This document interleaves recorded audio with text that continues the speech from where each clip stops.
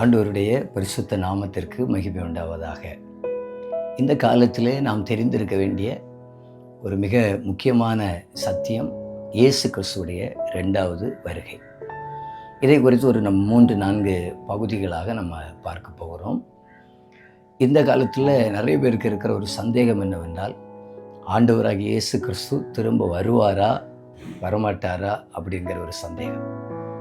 கர்த்தராகிய இயேசு கிறிஸ்து அவர் வாக்கு மாறாதவர். அவர் வார்த்தை சொன்னால் அது அப்படியே நடக்கும். ஆண்டவராகிய இயேசு கிறிஸ்து நிச்சயமாகவே அவர் வருவார். சபை அல்லது ரட்சிக்கப்பட்ட ஜனங்களுக்கு ஆண்டவர் கொடுத்திருக்கிற ஒரு பெரிய ஒரு வாக்குத்தத்தம் தான் இயேசு கிறிஸ்துடைய 2வது வருகை. அவர் சொல்லியும் செய்யாமல் இருக்கிறவர் அல்ல. வானமும் பூமியும் ஒளிந்து போகும், அவருடைய வார்த்தைகள் ஒரு நாள் மாறவே மாறாது. ஆகையினால இயேசு நிச்சயமாகவே வருவார். அவருடைய வருகையை பழைய ஏற்பாட்டுக்கும் புதிய ஏற்பாட்டுக்கும் ஒரு பெரிய ஒரு வித்தியாசம் உண்டு. பழைய ஏற்பாட்டிலேயே ஆண்டவராகிய இயேசு கிறிஸ்து இந்த பூமியில் மனுஷகுமாரனாக வருவார் என்று பழைய ஏற்பாட்டு பரிசுத்தவான்கள் அறிந்திருந்தார்கள். இயேசு கிறிஸ்துடைய ஊழியம் தெரியும், இயேசு கிறிஸ்துடைய மரணம் தெரியும். எல்லாமே பழைய ஏற்பாட்டிலே எழுதப்பட்டிருக்கிறது. இன்னும் சொல்லப்போனால் இயேசு கிறிஸ்துடைய மரணத்தை குறித்து ஏசாயா 53வது அதிகாரம் 52வது அதிகாரத்துடைய இறுதியிலெல்லாம் அப்படியே பார்த்து அதை எழுதியிருக்கிறது போல இருக்கும். ஆனால் இயேசு பிறப்பதற்கு 600 ஆண்டுகளுக்கு முன்பாகவே அவைகளெல்லாம் எழுதப்பட்டிருக்கிறது.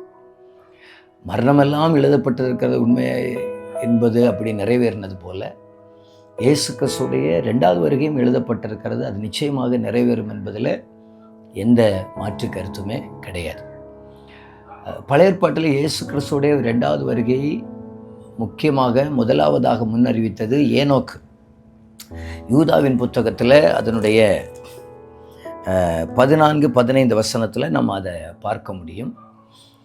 ஆதாமுக்கு 7ஆம் தலைமுறையான ஏனோக்கும் என்று சொல்லி ஆயிரமான பரிசுத்தவான்களோடு கர்த்தர் வருகிறார் என்று அவர்தான் முதலாவதாக முன்னறிவித்திருக்கிறார். அவருடைய பிரசங்கம் ஆதியாகமம் புத்தகத்தில் இல்லை, ஆனால் யூதாவில் அது மறைக்கப்படவில்லை. அவருடைய பிரசங்கம் வெளிப்படுத்தப்பட்டிருக்கிறது.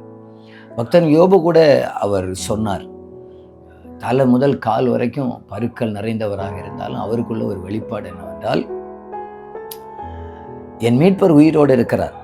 நான் சொல்லுகிறது யோபு 19:25 இருக்கிறது. அவர் கடைசி நாளில் பூமியின் மேல் நிற்பார் என்றும் நான் அறிந்திருக்கிறேன்.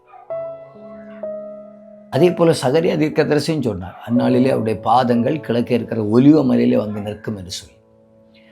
இப்போ நம்ம பார்த்தால் இயேசு கிறிஸ்து பரசியமாக வருகிறது தான் அங்கே எழுதப்பட்டிருக்கிறது. இயேசு பரசியமாக ஒலிவ மலையில் அவர் வருகிறதையும் எல்லாரும் பார்ப்பார்கள் என்பதைத்தான் அங்கே பழைய ஏற்பாட்டு பரிசுத்தவான்கள் அறிந்திருந்தார்கள்.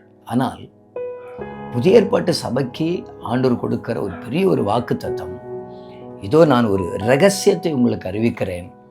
நம்ம எல்லாரும் நித்திரை அடைவதில்லை, ஆகிலும் கடைசி எக்காலம் துணிக்கும் போது ஒரு நிமிஷத்தில் ஒரு இமைப்பொழுதில் நாம் மறுரூபமாக்கப்படுவோம் என்று 1 கொரிந்தியர் 15:51 இருக்கிறது. அப்போது ரட்சிக்கப்பட்ட ஒரு கூட்டத்தை இமைப்பொழுதில் மறுரூபமாக்குவதற்காக இயேசு வருகிறார் என்கிற ஒரு சத்தியம், அது புதிய ஏற்பாட்டுக்கு இரகசியமா என்று சொல்லி ஆண்டவர் பவுலுக்கு வெளிப்படுத்தி கொடுத்திருக்கிறார். ஆகையினால இரகசிய வருகை, ராப்சர் என்று சொல்லுகிற இரகசிய வருகை கண்டிப்பாகவே உண்டு. இந்த வருகை எப்பொழுது நடக்கும், எப்பொழுது இந்த இரகசிய வருகை இருக்கும் அப்படின்னு பார்த்தா, இன்றைக்கு நாம் இருக்கிற காலத்துடைய பெயர் பைபிள் சொல்லுகிறது அனுக்கிரக காலம் அல்லது சபையின் காலம். பரிசுத்தவான்கள் இது பரிசுத்தாவின் காலம் என்று சொல்கிறார்கள், கிருபையின் காலம் என்று சொல்கிறார்கள்.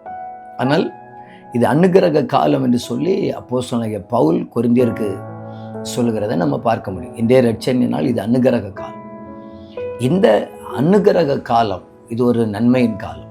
எந்த பாவிகளையும் ஆண்டவர் தள்ளுகிறதில்லை, எல்லாரையும் ஆண்டவர் நேசிக்கிறார். ஆண்டவருடைய அன்பு அவ்வளவு ஆழமாக வெளிப்பட்ட இந்த காலம். இந்த காலத்துக்கு பிறகு அடுத்ததாக ஒரு காலம் வரப்போகிறது. அந்த காலத்துடைய பெயர் சோதனையின் காலம். வெளிப்படுத்தின விசேஷத்தில் ஆண்டவர் சபைக்கு சொல்லும்போது சோதனையின் காலத்துக்கு நான் உன்னை தப்புவிப்பேன் என்று சொல்கிறார். இனி பார்த்தீங்கள் என்று சொன்னால் தீங்கின் காலம், ஏசாயா 57:1 தீங்கின் காலம் என்று நம்ம அதை வாசிக்கிறோம். ரோமர் 5வது அதிகாரம் 9வது வசனத்தில் இனி வருகிற காலம் கோபாக்கனின் காலம் என்று நம்ம பார்க்கிறோம். அதுதான் 1 தெசலோனிக்கர் 1வது அதிகாரம் 10வது வசனத்தில் இருக்கு, இனி வரும் கோபம் என்று சொல்லி. அந்த கோபத்துக்கு முன்பாக இது அனுகிரக காலம், இனி வருகிற காலம் தீங்கின் காலம், சோதனையின் காலம், கோபாக்கனின் காலம். அதற்கு முன்பாக கர்த்தர் தன்னுடைய ஜனத்தை சேர்த்து கொள்வதற்காக அவர் கண்டிப்பாக வருவார். அப்போ நாம் எதிர்பார்க்க வேண்டியது எதை என்று சொன்னால், இனி வரப்போகிறதான உபத்திரவத்தை அல்ல.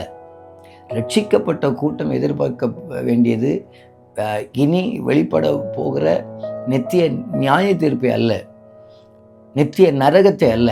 நமக்கு ஆண்டவர் வைத்திருக்கிறது நித்திய ராஜ்யத்தை வைத்திருக்கிறார். அந்த நித்திய ராஜ்யத்தை மட்டும் நமக்குள்ளே இருக்கிறதை பார்த்து, ஆண்டவர் நமக்கு ஆயத்தப்படுத்தி வைத்திருக்கிறதை பார்த்து அதற்கு பின்னாலே நம்ம ஓடுவோமே ஆனால் நிச்சயமாகவே பாவத்தை ஜெயிக்கலாம். இந்த உலகத்தில் அந்த வாஞ்சியோடு கூட வாழுவோமே ஆனால் என் இயேசுவை இன்னும் அதிகமாக நம்ம நேசிப்போம், இன்னும் அதிகமாக அவருடைய பாதத்தை முத்தமிடுவோம். அதுதான் சங்கீதத்தில் நம்ம சங்கீதக்காரன் அழகாக சொல்லுகிறார். 2வது சங்கீதத்தில் அந்த வார்த்தை, கொஞ்ச காலத்தில் அவருடைய கோபம் பற்றி எரியும். 12வது வசனத்தில் குமாரன் கோபம் கொள்ளாமலும் நீங்கள் வழியில் அழியாமலும் இருக்கும்படி அவரை முத்தம் செய்யுங்கள். கொஞ்ச காலத்தில் அவருடைய கோபம் பற்றி எரியும். அவரை அண்டிக் கொள்ளுகிற யாவரும் பாக்கியவான்கள். அதுதான் இனி வருகிற காலம் கோபாக்கனின் காலம். அந்த கோபாக்கனின் காலத்துக்கு முன்பாக கர்த்தரை நம்ம அண்டி அவர் பாதத்தை முத்தமிட்டு அவருடைய சமூகத்தில் இருந்து அவர் பாதத்தில் முத்தமிடுறதுன்னு சொன்னால் அவர் பக்கத்தில் வர்றது, அவர் இன்னும் ரொம்ப நெருங்கி சேர்கிறது, அவருடைய அன்பை ருசிக்கிறது. அவருடைய அன்புனால வெளிப்படுகிறது தான் முத்தமிடுதல். அவரை அண்டிக் கொள்ளுகிற நாம பாக்கியவான்கள். ஏன் பாக்கியவான்கள் என்றால் இனி வருகிற கோபாக்கனைக்கு நம்மை ஒப்பு கொடுக்க மாட்டார். ஆகையினால இந்த நாட்களில் அந்திகிறிஸ்து வருவானா அவனை பார்ப்பதற்கு அல்ல, அதற்கு முன்பாக வருகிற இயேசுவை பார்ப்பதற்கு நாம் ஆயத்தமாவோம். தொடர்ந்து இதை குறித்து ஒரு சில காரியங்களை நம்ம தொடர்ந்து தியானிக்கலாம். கர்த்தர் நம்மை ஆசீர்வதிப்பாராக. ஆமென்.